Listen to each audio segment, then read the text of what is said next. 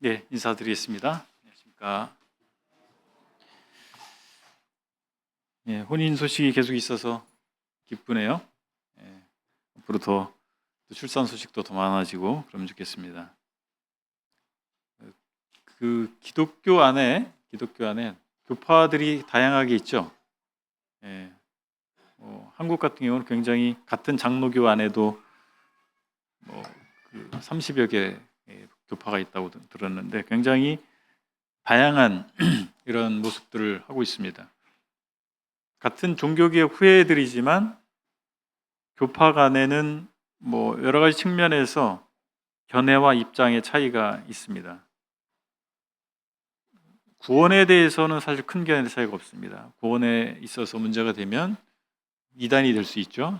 구원의 문제에 있어서는, 구원의 교리에 있어서는 서로 큰 차이가 없다고 볼 수 있는데, 그렇다면 무엇이 서로 다를까라고 하는 거예요. 개신교 교파 사이에는 사실은 교회에 대한 견해와 입장의 차이에 의해서 구분이 된다, 그렇게 생각을 할 수가 있겠습니다. 그렇다면 우리는 다른 그리스도인들과 무엇이 다를까? 바로 교회에 대한 입장, 견해와 입장이 다르다, 그렇게 이해하시면 되겠습니다. 그리스도께서는 교회를 사랑하심으로 자신을 드리셨다, 바치셨다라고 표현하고 있습니다. 에베소서 5장 25절에 보면 남편들 아내 사랑하기를 그리스도께서 교회를 사랑하시고 그 교회를 위하여 자신을 주심같이 하라고 말씀하셨잖아요. 그리스도께서는 이 교회를 위해서 자기 목숨을 내어놓으셨다라고 하는 표현입니다. 그리고 주님께서 이 교회를 통해서 이 시대에 목적을 갖고 계시고 교회를 통해서 역사하시는 분이라고 하는 것을 신약성경은 말씀해주고 있습니다. 그렇기 때문에 우리는 교회를 잘 알 필요가 있어요. 그리고 우리 이 교회가 다른 개신교파들과 무엇이 다른가를 구분할 수 있는 단초가 되기 때문에 또 중요하겠습니다. 그래서 오늘은 교리강의 7번째 시간인데요. 교회의 본질에 대해서 알아보는 시간을 갖도록 하겠습니다.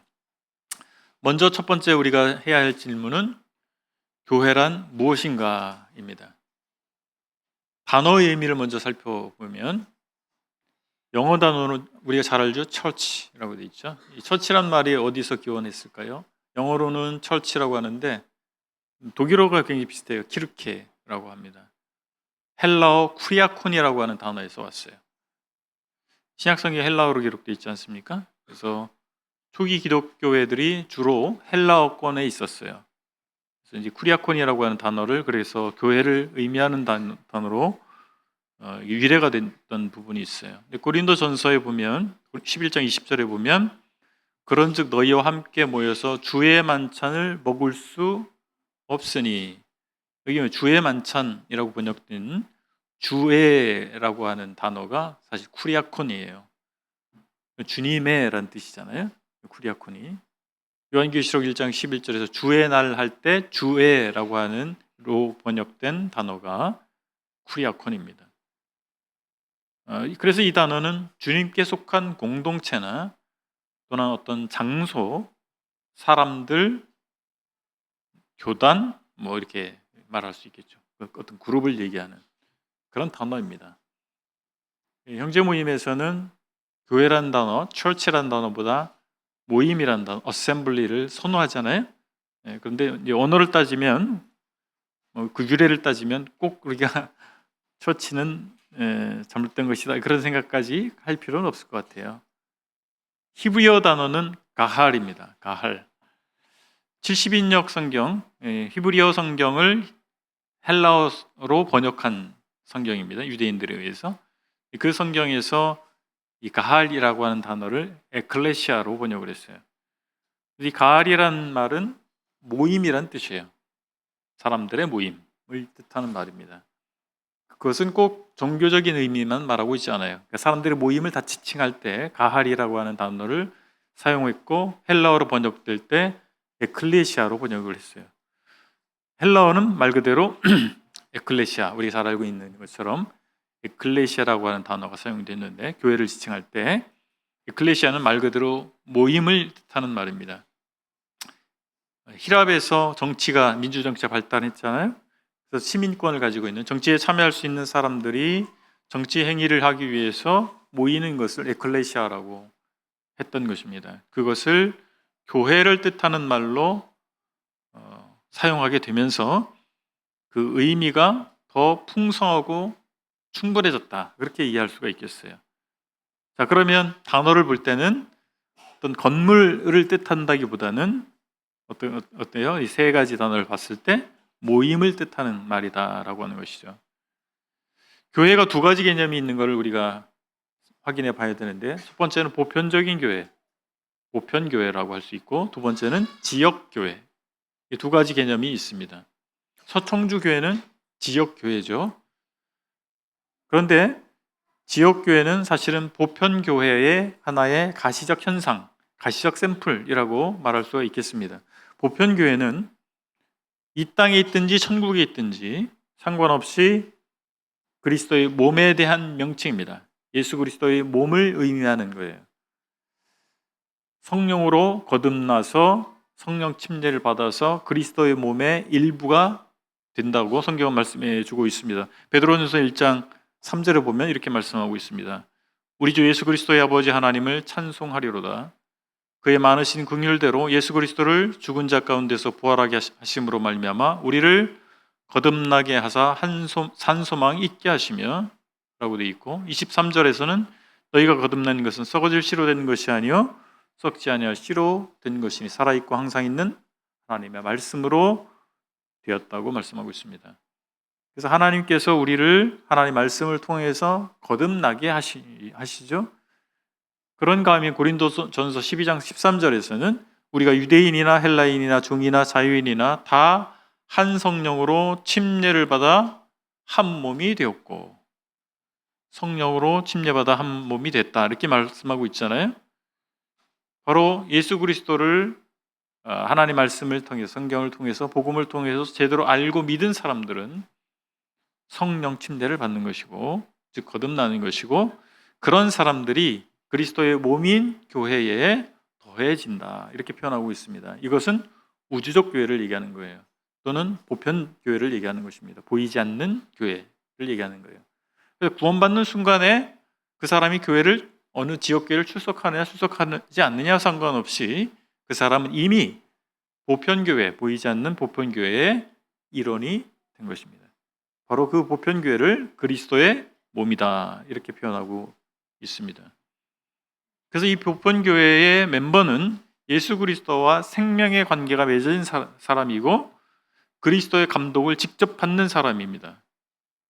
그리고 이 보편교회는 하나예요. 두 개가 될 수 없어요. 이거는 하나입니다. 예수 그리스도의 몸이 하나잖아요. 그래서 이 보편교회는 하나입니다.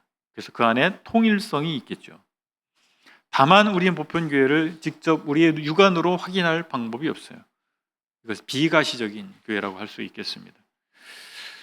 그런가 하면 사도행전 9장 31절에 보면 이 지역교회를 말하고 있어요. 제가 읽어드리면 그리하여 온 유대와 갈릴리아와 사마리아 교회가 평안하여 든든히 서가고 이렇게 되어 있어요. 그 지역에 있는 교회들을 얘기하고 있습니다. 그 특정 지역에 거주하는 예수를 믿는 사람들, 그리스도인들이 모인 것을 교회라고 합니다. 처음에 나타난 교회는 가정교회였어요. 그래서 가정교회가 초대교회이니까 가정교회로 해야 된다. 이거는 시대적, 역사적 상황을 무시하는 거죠. 시작은 가정교회로 시작을 했어요. 그래서 한 지역의 하나의 어떤 가정교회를 말할 수가 있고, 또 청주에 있는 가정교회가 몇 개가 된다 할 경우에 청주에 있는 가정교회들을 통칭하는 말이 될 수도 있고, 예를 들어서 청주교회라고 하는 표현을 했을 때 그 가정교회들을 통합하는 어떤 말일 수도 있고, 또 청주에 있는 어떤 특정한 가정교회를 지칭한 말일 수도 있고, 성경 표현이 다양합니다. 사실은 특정할 수가 없어요. 중요한 것은 사실은 이 지역 교회는 보편교회를 드러내는, 보편교회를 신실하게 재현해내는 모습이어야 한다는 사실입니다. 그러기 위해서 누구를 그 교회의 멤버로 영접할 것이냐, 이게 중요하죠. 보편교회가 어떻습니까? 예수 그리스도와 생명의 관계를 맺은 사람들이 자동으로 보편교회 멤버가 되잖아요. 그러면 지역교회의 멤버로 영접할 때, 새로운 사람을 멤버로 받아들일 때 뭘 해야 되겠어요? 예수 그리스도와 생명의 관계가 맺어졌는지를 확인해야 되겠죠. 영원한 생명을 소유했는지, 다른 말로 거듭났는지, 이것이 확인해야 됩니다. 그래야만 보편교회의 재현이 될 수 있겠죠.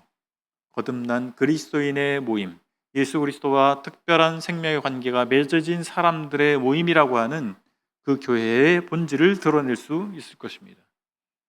그래서 우리가 하고 있는 방법칙이 뭐예요?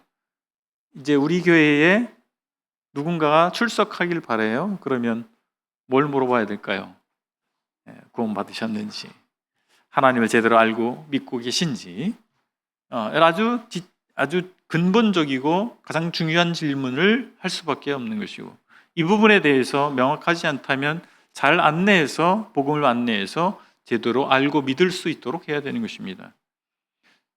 그런데 한국에 있는 개신교단의 대부분은 이 부분에 있어서 우리처럼 철저하게 하려고 하지 않습니다.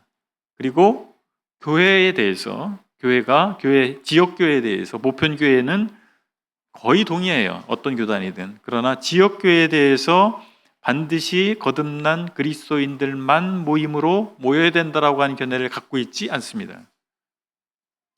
그렇기 때문에 그것을 특정하려고 하지 않아요. 정말 거듭났는지에 대해서. 네. 그것이 현실이에요. 그러나 우리가 성경을 살펴보면 교회는 거듭난 그리스도인의 모임이고, 지역교회 또한 보편교회가 그렇듯이 그러해야 된다라고 하는 것입니다. 또 한 가지는 지역교회가 독립되어 있다라고 하는 것입니다. 사도들과 또한 그들의 동역자들이 한 개 이상의 지역에 있는 교회들에게 영향력을 행사했던 모습을 우리 성경에서 볼 수 있어요. 그런 것을 가지고 지역교회 상위에 누군가 감독하는 누군가 있어야 된다라고 하는 주장을 하는 분들이 있는데, 그것은 오해다라고 생각합니다. 오늘날 사도들은 더 이상 존재하지 않습니다. 그리고 사도행전에 나타난 교회들의 모습을 보면 지역교회들이 자치권을 가지고 있었어요. 사도들이 가르침에 있어서나 영적 감화력에 있어서나 여러 지역교회에 영향력을 미칠 수 있었지만, 그것이 지역교회 상위에 누군가 감독자가 있다라고 하는 것을 직접적으로 드러내지 않습니다. 사도행전 15장의 예루살렘 회의의 경우에 이제 이방인들이 예수 그리스도를 믿게 됐고 교회 멤버가 되면서 그들에게 율법을 지키게 할 거냐 말 거냐, 여기에 대해서 사실 혼란이 생겼고 지침이 필요했던 거예요. 그래서 그런 지침을 결정한 것이지, 예루살렘 회의가 지역교회를 아우르는 어떤 법적 권한을 갖고 있었다고 볼 수가 없습니다. 단순한 분별의 문제에 있어서 통일을 할 필요가 있었다. 그리고 가이드라인을 제시했다라고 우리가 봐야 할 것입니다. 마태복음 18장 17절에 보면 진실로 너희에게 이르노니 무엇이든지 너희가 땅에서 매면 하늘에서도 맬 것이다. 무엇이든지 땅에서 풀면 하늘에서도 풀리리라. 주님께서 말씀하셨는데, 이것이 바로 교회적인 치리에 대해서 주님이 말씀하신 거예요. 이것이 모든 교회를 아우르는 상위기관이 있다라고 하는 전제를 찾을 수가 없습니다. 그런 개연성을 발견할 수가 없어요. 그것은 지역교회가 치리권을 갖고 있다라고 하는 것입니다. 그리고 지도자나 선교사를 선발하고 세우는 과정 또한 마찬가지예요. 지역교회가 했어요. 우리 사도행전 잘 아는 13장에서 바나바와 사울을 선교사로 파송할 때 안디옥 교회가 뭔가 상위의 어떤 기관과 협의를 했다든지 허락을 받든지 그렇게 하지 않았어요. 안디옥 교회에서 3절에 보면 이렇게, 사도행전 13장 3절에 이렇게 말씀하고 있습니다. 이에 금식하며 기도하고 두 사람에게 안수하여 보내니라. 누가 했어요? 안디옥 교회. 직접적으로 보면 안디옥 교회의 일꾼들이 교회를 대표해서 그렇게 했단 말이에요. 지역교회가 지도자를 세운 것입니다. 지역교회 위에 통치하는 상위 기관이 존재하지 않았다라고 하는 것입니다. 이런 의미에서 볼 때 지역교회는 각각 독립된 상태로 연합의 관계, 서로 교제하는 관계이지 그 지역교회를 컨트롤하는 상위 기관이 성경에는 나타나 있지 않은 것을 봅니다. 그래서 이렇게 지역교회들이 각 독립돼 있고 서로 연합하고 동등하게 교제하는 관계라고 보는 교회들이 있어요. 그런 교회를 자유교회라고 합니다. 우리를 비롯한 우리 형제 모임을 비롯한 그런 교단들이 있어요. 뭐 침례교단이라든지 또는 Church of Christ라고 하는데 그리스도의 교회라고 하는 이런 교회들은 바로 이런 입장을 가지고 있습니다. 지역교회 위에 뭔가 컨트롤 타워가 있지 않다. 지역교회들이 서로 교제하고 연합하지만 서로 동등한 가운데 있고 지역교회 새로운 성도를 영접하거나 지역교회에서 치리하거나 일꾼을 세우는 지도자를 세울 때 지역교회 중심으로 하도록 독립돼서 하도록 하는 입장을 취하고 있습니다. 한국 개신교회의 주류라고 할 수 있는 장로교단이나 감리교단은 그렇지 않죠. 상위에 특히 장로교단 같은 경우는 지역교회를 아우르는 노회가 있고 노회들을 아우르는 총회가 있습니다. 그래서 그런 어떤 그 구조의 안에서 목회자를 선임하든지 또 어느 지역에 목회자를 파송하든지 이런 것들이 결정되죠. 그러나 우리 같은 경우는 그렇지 않습니다. 왜 그렇지 않느냐? 우리는 성경에서 발견한 교회의 모습이 지역교회가 독립되어 있다라고 믿기 때문에 그렇게 보기 때문에 그런 것입니다. 자, 그러면 두 번째로 교회와 이스라엘은 무엇이 다른가? 이것도 개신교단들 간의 견해 차이가 있어요. 자, 교회와 이스라엘이 구분되어 있는가를 성경을 통해서 확인해 볼 필요가 있는데 신약 성경에서 혈통상의 이스라엘 사람들과 이방인들은 교회가 세워진 이후에도 분명하게 구분해서 표현되어 있습니다. 사도행전 3장 12절에 보면 베드로가 이것을 보고 백성에게 말하되 이스라엘 사람들아 이 일을 왜 놀랍게 여기느냐. 자, 이스라엘 사람들이라고 이제 얘기하잖아요. 그런가 하면 21장 19절에 보면 바울이 문안하고 하나님이 자기의 사역으로 말미암아 이방 가운데 하신 일을 낱낱이 말하니. 자, 교회가 세워져서 선교도 하고 진행되는 과정에서 이방인이라는 표현을 쓰고 있어요. 유대인과 이방인의 구분은 여전히 존재하는 것입니다. 교회가 설립된 이후에도. 그리고 혈통상 이스라엘 사람들과 교회와 이방인이 확연히 구분된다라고 하는 표현이 고린도전서 10장 32절에 나와 있습니다. 유대인에게나 헬라인에게나 하나님의 교회나 거치는 자가 되지 말고. 세 구분을 하고 있죠. 유대인, 이방인, 즉 헬라인, 교회. 이 세 부류로 사람들을 구분하고 있습니다. 그리고 교회는 새로운 공동체에서 신생 공동체였습니다. 우리가 잘 알고 있는 마태복음 16장 18절에서 미래형으로 말씀해 주셨어요. 내 교회를 세울 것이다. 그런데 교회가 신약의 이스라엘이다. 신약의 영적 이스라엘이다. 구약 이스라엘의 연속이 교회다라고 보는 입장이 개신교단 안에 있는 거예요. 대표적으로 이제 장로교회가 그렇게 보고 있어요. 그래서 대체했다. 이스라엘을 교회가 대체했고 이스라엘에 대한 모든 예언의 약속은 영적으로 교회를 통해서 교회에서 이루어진다라고 하는 것이 그들의 입장입니다. 그런데 과연 그런가라고 하는 거예요.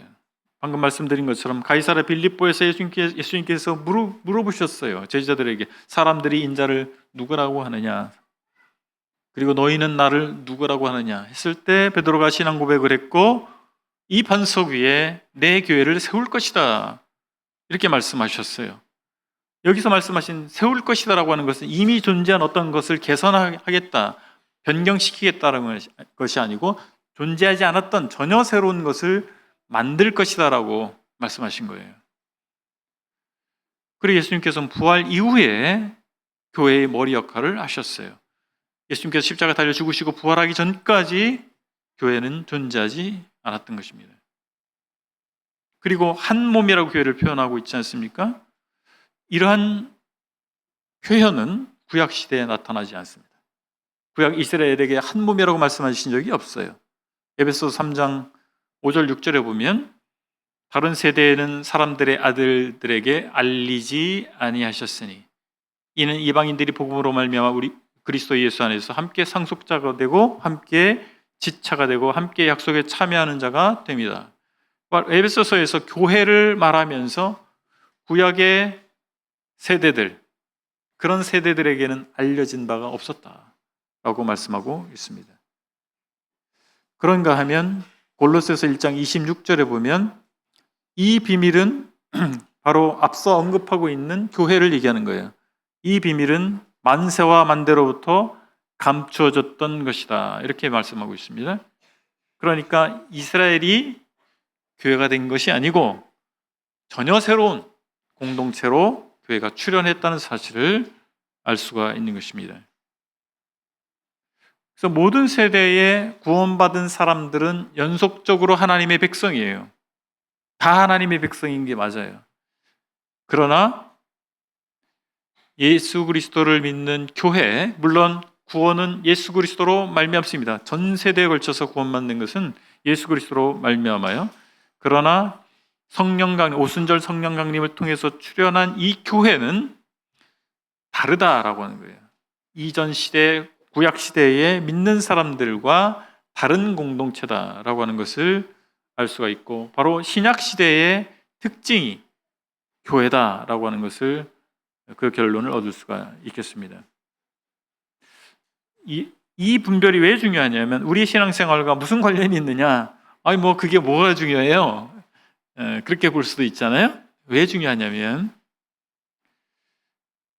하나님께서 구약 이스라엘 백성에게 약속하신 현세적 축복이 있어요. 그것을 교회에 적용할 수 있을까요? 여기에 문제가 오는 거예요. 여기서 번영신학, 번영복음이 오는 것입니다. 이스라엘 백성은 현세적 축복을 약속받았습니다. 장수하고 큰 재물을 얻고 땅을 얻는 것은 그들이 하나님께 순종할 때, 하나님께 영광 돌리는 삶을 살 때 하나님께서 보답으로 약속하신 거예요.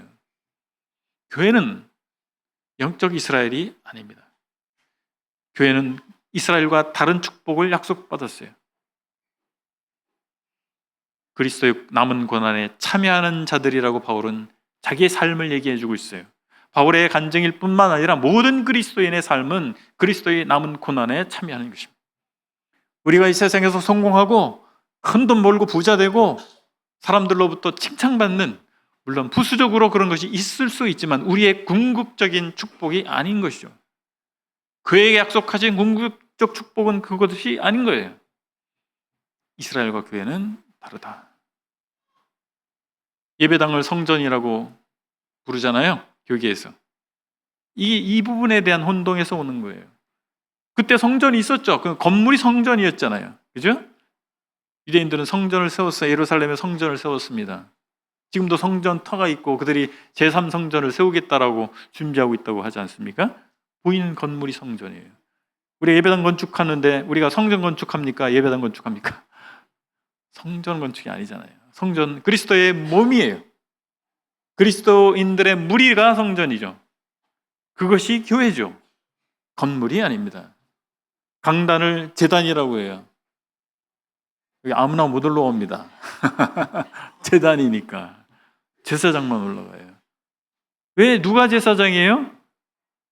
저같이 목회자만 제사장인가요? 모든 믿는 사람이 제사장이잖아요.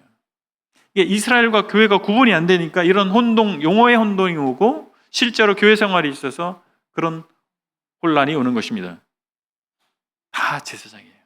다 제사장 역할을 하셔야 됩니다. 하나님께서 그 역할을 할 수 있는 은사를, 탤런트를, 능력을 우리 각자에게 나눠주신 대로 성령을 따라서 우리가 은사를 활용해서 제사장으로서 다 섬기는 교회, 그것이 성경에서 말씀해주고 있는 교회입니다. 세 번째로 무엇이 교회의 핵심 요소들인가 살펴보겠습니다. 자, 교회의 기초는 무엇일까요? 로마 가톨릭 교회는 마태복음 아까 말씀드린 16장 18절 내가 내게 이르노니 너는 베드로라 내가 이 반석 위에 내 교회를 세우리니 라고 하는 말씀을 근거로 해서 베드로가 교회의 기초다. 초대 교황, 최초의 교황이고 바로 이 교황 베드로를 위해 교회가 세워진 것이다. 이렇게 주장을 합니다. 이 로마 가톨릭에서. 과연 그런가요? 그럴 듯 하잖아요. 베드로라 이렇게 말씀하시고 여기 사용된 페트라와 페트로스라고 하는 헬라어 단어를 주목할 필요가 있어요. 뭐 제가 헬라어를 잘 사용하지 않는데 여기는 어쩔 수 없이 사용할 수밖에 없습니다. 페트라는 거대한 바위를 얘기하는 거예요. 페트로스는 사람 이름이에요. 사람 이름이자 그 이름의 뜻을 굳이 말한다면 돌을 그냥 돌을 얘기하는 것입니다. 그런 단어의 의미상도 달라요. 그리고 고린도전서 10장 4절에서 반석은 그리스도다라고 분명히 말씀해 주십니다. 읽어보면 다 같은 신령한 음료를 마셨으니 이는 그들을 따르는 신령한 반석으로부터 마셨음에 그 반석은 곧 그리스도시라 말씀하고 있습니다. 또한 바울은 그리스도가 하나님의 건물의 터라는 사실을 고린도전서 3장 11절에서 말씀해 주고 있습니다. 이 터는 곧 예수 그리스도라.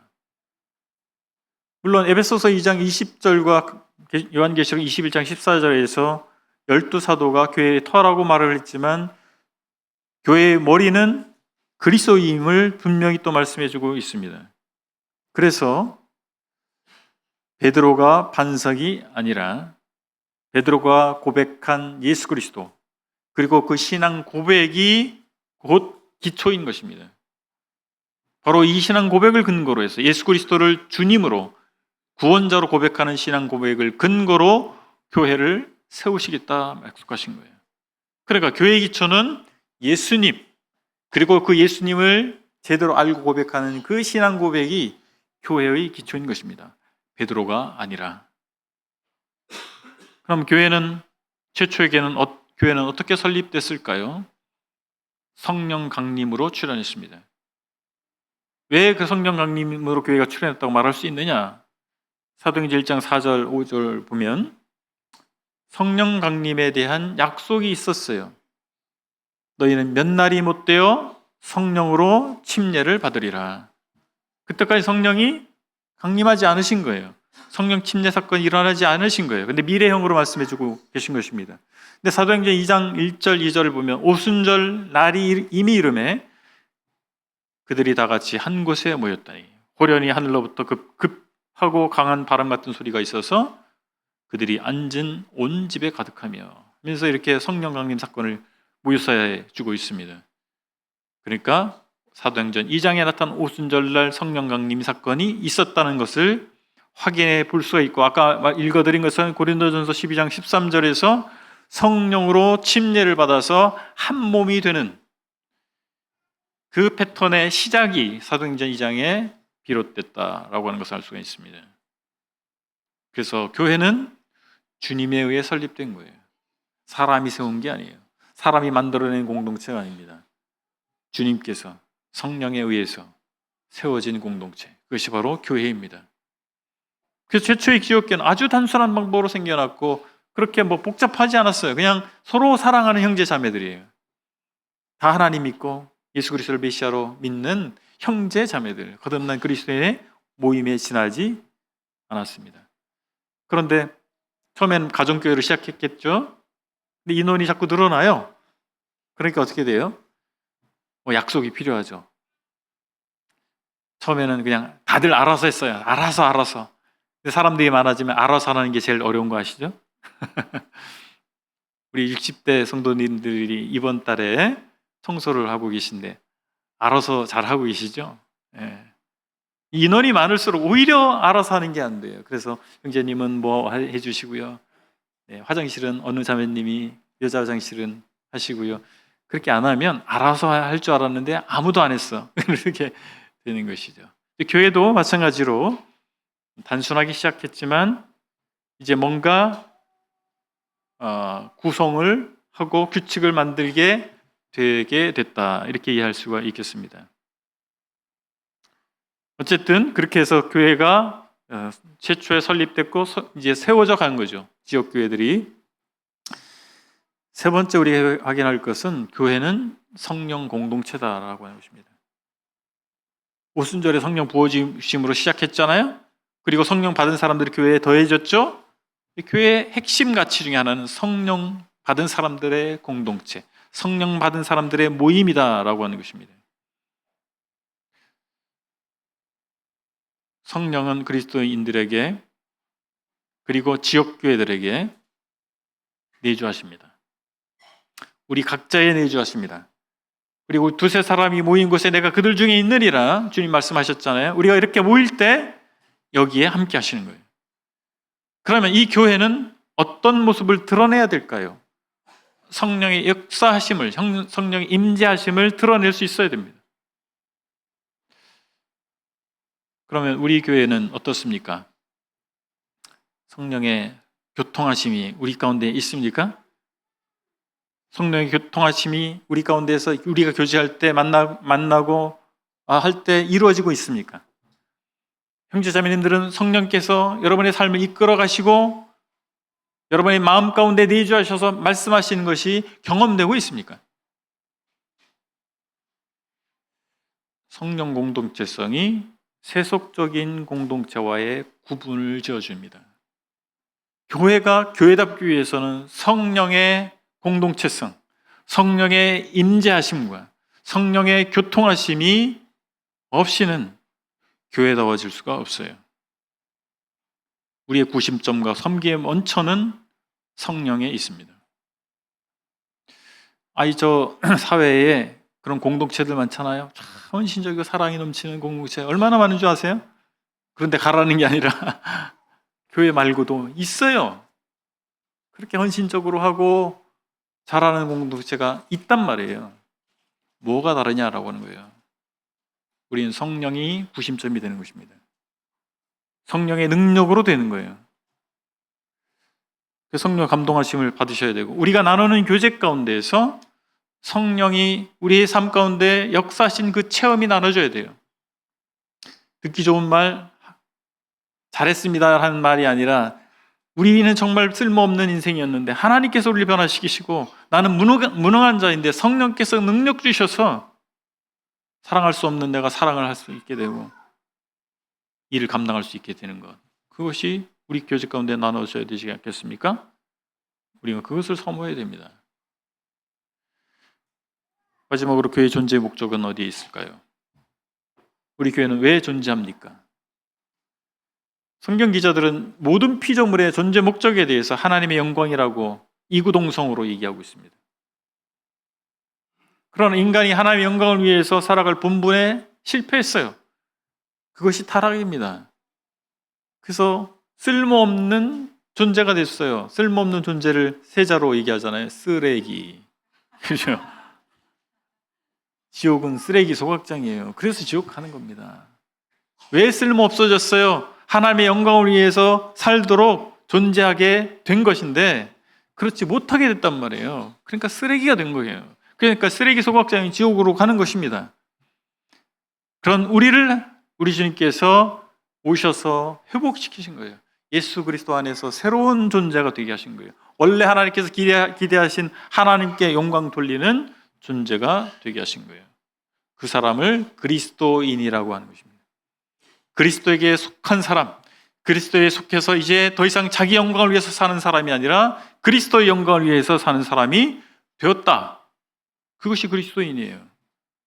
여러분들은 그리스도인이십니까? 아멘. 그리스도인답게 살아야 돼요.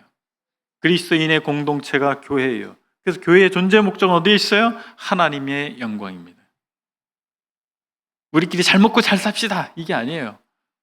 우리 잘 사랑합시다, 서로 사랑하고 삽시다, 그 자체가 잘못된 게 아닙니다. 그것이 목적이 아닙니다. 하나님의 영광입니다. 하나님을 위해서 우리는 존재하는 거예요. 그러면 하나님 축복하셔서 우리가 행복하게 하시는 거죠. 사랑의 공동체가 되게 하시는 거죠. 우선순위가 바뀌어서는 안 됩니다. 첫째는 하나님의 영광이에요. 모든 계획과 우리의 계획과 모든 우리의 목표와 우리의 행위와 이런 모든 것들은 어디에 초점을 맞춰야 되겠습니까? 하나님의 영광에 초점을 맞춰야 되겠죠. 그렇다면 우리의 예배가 어때야 될까요? 공적 예배가 모든 것을 다 감당할 줄 수는 없어요. 그런데 하나의 중요한 시그널이에요. 우리가 정말 어떤 공동체인가를 드러내주는 시그널은 어디에서 찾을 수 있는가? 우리의 예배에서 찾을 수 있습니다. 공적 예배를 통해서 확인할 수가 있습니다. 예배 시간에 우리는 어떤 마음으로 이 자리에 앉아 있는가? 나는 과연 예배를 준비하고 있는가? 라고 하는 것입니다. 그냥 직장생활 하는 사람이 출근부에 도장 찍듯이 혹시 그러진 않는가? 어떨 때 그럴 수도 있지 않습니까? 그리고 우리의 삶을 봐야 됩니다. 우리의 삶의 목표가 어디에 있는가라고 하는 거예요. 하나님의 영광이 있는가라고 하는 것입니다. 아니면 내가 잘 먹고 잘 사는 데 있는가라고 하는 것이죠. 세상에서 성공하는 데 있는가라고 하는 거예요. 많은 그리스도인들이 여기서 실패합니다. 여러분 자녀를 위해서 기도할 때 자녀가 어떻게 되기를 기도하고 계십니까? 우리 어른들은 이제 자녀들이 청소년기나 뭐 이렇게 되고 청년기 되고 하면 사실 우리 인생 자체 목표가 이룰 만한 것들이 별로 없어요. 그죠? 그럼 누굴 통해 이루고자 할까요? 자녀들을 통해 이루고 싶어요. 자녀들이 외국에 유학 가서 잘 되면 그것이 여러분의 자녀에 대한 목표입니까? 아주 좋은 대학 나와서 사람들로부터 인정받는 그런 사람이 되는 것이 여러분의 목표이십니까? 이게 아주 실제적인 것인데 그것이 우리의 중심을 나타내 줍니다. 저와 여러분들의 중심은 어디에 있습니까? 우리 자녀에게 거는 기대에 있어요. 그것이 우리를 대변해 주는 것입니다. 우리는 과연 우리 자녀에게 무엇을 기대하고 있습니까? 그들이 정말 하나님께 영광 돌리는, 하나님께 쓰임받는, 하나님 위해서 자신의 삶을 희생하는 그런 사람이 되기를 원하십니까? 네, 그래야죠. 그것이 실제입니다. 우리는 그러기 위해서 부름받은 사람들이에요. 그리고 우리의 삶에서 하나님께 예배드리기 위해서 우리 영혼의 예물을 준비해야 됩니다. 영혼의 제물을 준비해야 돼요. 믿지 않는 사람들을 구원받게 해서 하나님께 드리는 거죠. 우리가 복음을 전할 생각을 하지 않으면서 어떻게 하나님 영광 위해서 산다고 말할 수 있겠습니까? 주님께서 주신 가장 큰 명령에 대해서 등한시하면서 관심 없으면서 어떻게 나는 하나님 영광 위해서 살고 있습니까? 어떻게 우리 공동체가 다른 교단에 비해서 우월하다라고 하는 생각을 가지고 있어요? 우리 주의 만찬을 매주 행하니까 침례를 정확하게 구분해서 행하니까 우리는 우월한 공동체일까요?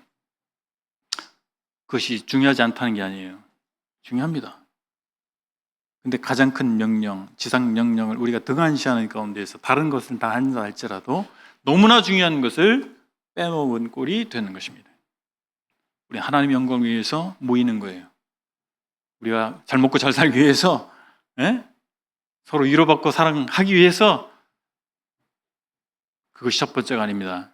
우리 하나님의 영광을 위해서 모이는 것이고 우리는 그렇게 공동체를 이루어가야 될 것입니다. 오늘 교훈을 정리해 보겠습니다. 교회는 복음을 듣고 믿어서 거듭난 그리스도인들의 모임입니다. 그렇기 때문에 우리는 복음을 전해서 불신자들이 거듭남으로 생명을 얻게 할 뿐만 아니라 그들이 생명 공동체인 교회에 속하도록 해야 돼요.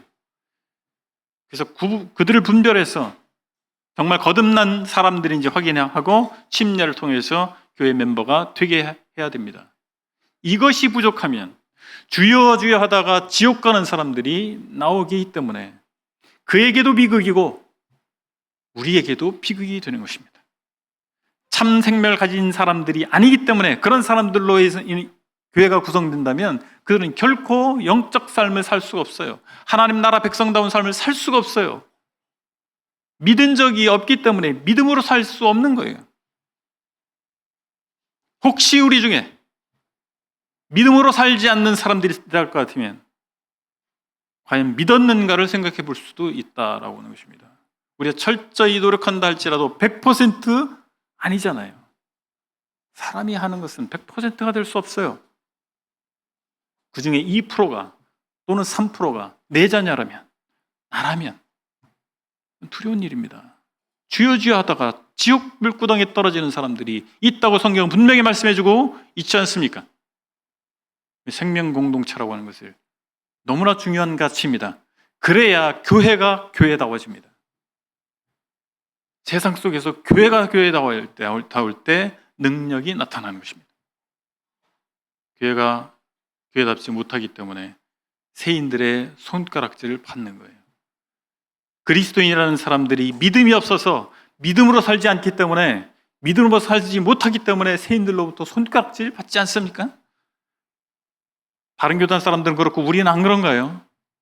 형제자매님들은 어떠세요? 여러분 이웃들로부터 어떤 평가를 받고 계십니까? 교회는 이스라엘과 구분되는 신약 시대의 하나님 백성입니다. 이스라엘처럼 혈통으로 되거나 집단적으로 되지 않습니다. 개인적으로 되는 것입니다.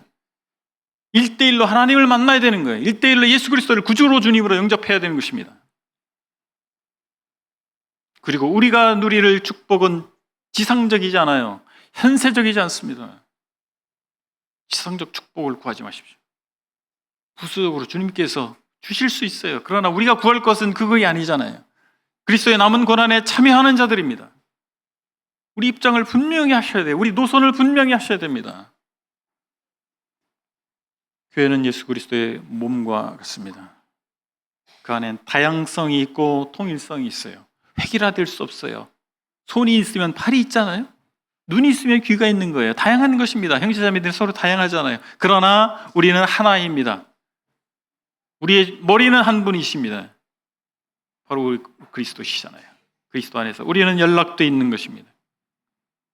그리고 우리의 존재의 목적은 우리의 행복을 위해서가 아닙니다. 우리 자녀의 잘됨에 있는 것이 아닙니다. 하나님의 영광입니다. 우리가 하나님의 영광을 위해서 존재하는 것이고 그렇게 살아야 하는 것이고 우리 자녀들이 하나님의 영광을 위해서 살도록 우리 안내자가 되어야 될 것입니다. 그리고 불신 영혼들을 하나님께 제물로 드리는 예배가 이루어져야 됩니다. 우리 삶에서 그리스도의 향기를 나타내는 삶의 예배가 드려져야 됩니다. 우리는 세상 속의 교회가 되어야 됩니다. 세상이 교회 속에 들어와서는 안 됩니다. 이 부분이 너무나 중요한 시대에 우리는 살고 있는 것입니다. 정말 주님을 위해서 살아야 되고 주의 영광을 위해서 살아야 됩니다. 우리 모두가 그래야 되고 우리 공동체의 목표가, 비전이 그래야 되지 않겠습니까? 찬송 한 곡 하시죠. 교회에 관한 찬송입니다.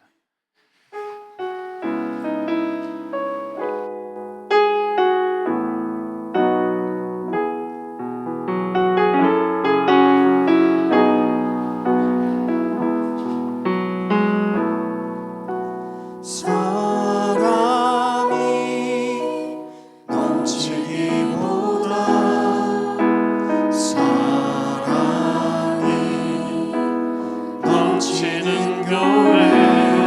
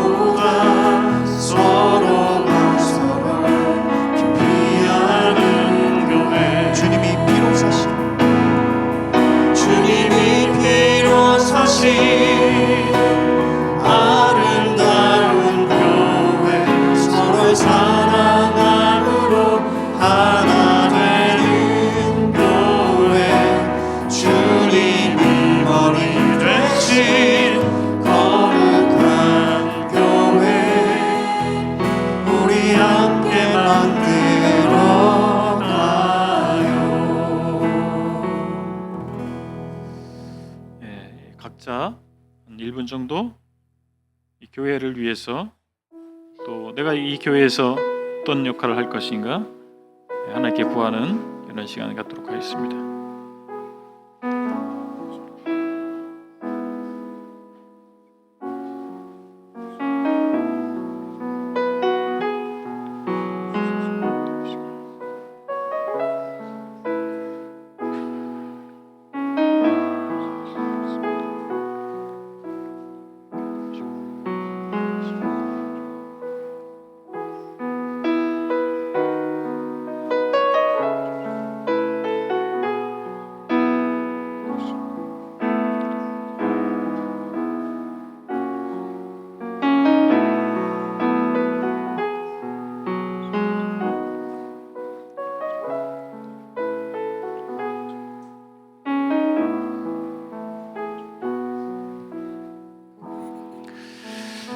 아버지 하나님, 저희를 구원하셔서 그리스도의 몸인 교회의 지체가 되게 하신 것을 감사합니다.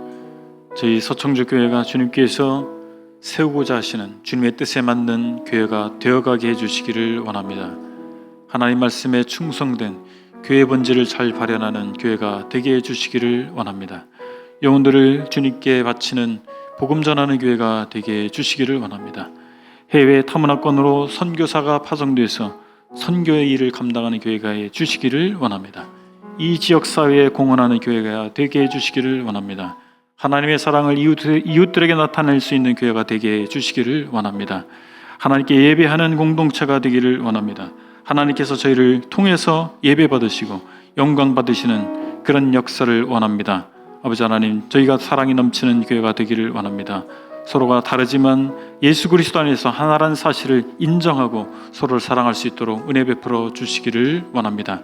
감사하며 예수 그리스도의 이름으로 기도했습니다. 아멘.